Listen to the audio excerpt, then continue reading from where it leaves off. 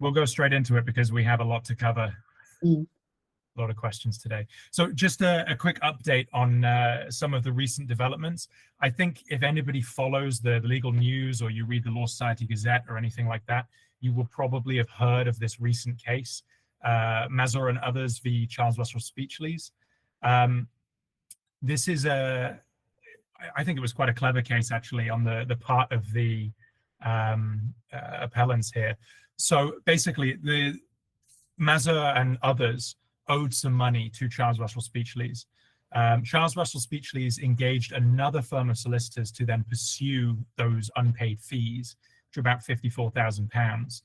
And rather than actually disputing the debt itself, the former clients turned around and said, actually, the claim form was signed by the litigation partner of this firm of solicitors who did not have a current practicing certificate and should not have therefore been authorized to conduct reserved legal activities, including conducting litigation. So there was a regulatory issue. And it went through several stages, but ultimately it's been decided that yes, they were correct to point that out. And in fact, he was not authorized to conduct litigation. And the implications are very far reaching, actually, because they also decided that Silex practitioners and paralegals and others who are not fully SRA regulated and authorized with a valid practicing certificate are also not allowed to conduct those reserved legal activities, including the conduct of litigation. This is despite the fact that that has been the accepted practice for quite a long time. There are a lot of people in litigation departments who are, a lot of them in very high up positions, including, you know, people who are partners or heads of department who are Silex qualified or paralegals who are not solicitors.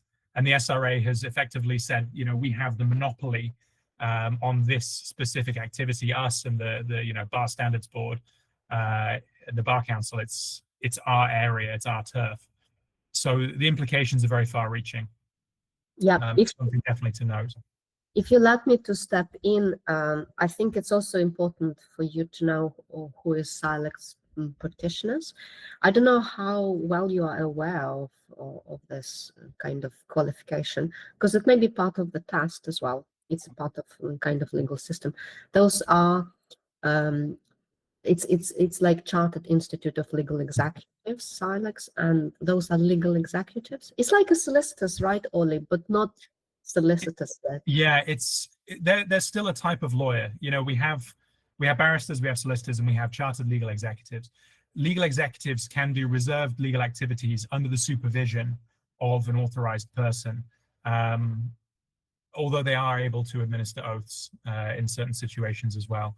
So you know, they're very slightly below solicitors in terms of what they're authorized to do.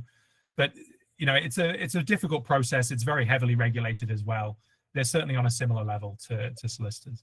It's actually a very good institution, and they have a separate way to qualify. They have different exams, different everything, procedure, etc. And it actually is an alternative to qualify as a solicitor. But unfortunately, this case draw this line and pretty harsh. So now many of them unable to be involved in litigation. As to paralegal, I think it's quite logical, to be honest. Yeah. They still can under supervision, but not just themselves. They can assist. That's what they can do. Yeah, I think it definitely makes sense in relation to paralegals, because anyone can be a paralegal. There's no specific bar in terms of qualifications. There's no barrier. But Silex practitioners are regulated, you know, in the same way that we are. So I'm a little bit surprised that they've been excluded from this. Yeah, there have been even an issue that possibly they will be regulated by SRA, but those are still kind of two different parts.